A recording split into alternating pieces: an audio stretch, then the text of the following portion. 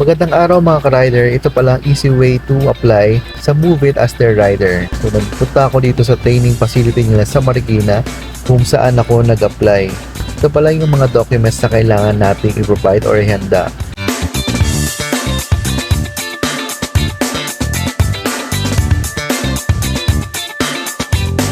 Ito yung mga motor na pwede natin gamitin, 100cc to 155 and 2017 to 2023.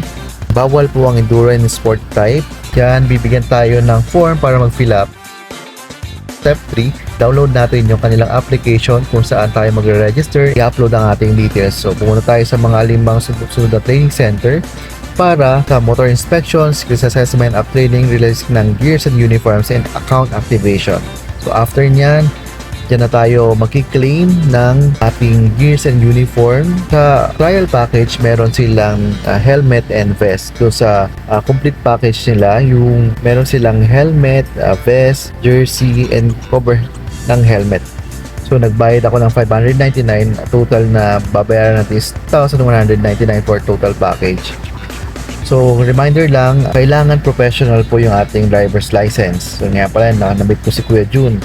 And lastly, dito na kami sa park kung saan i-activate. And then ito yung mga training centers na pwede natin pagpuntahan. Thank you for watching and follow for more.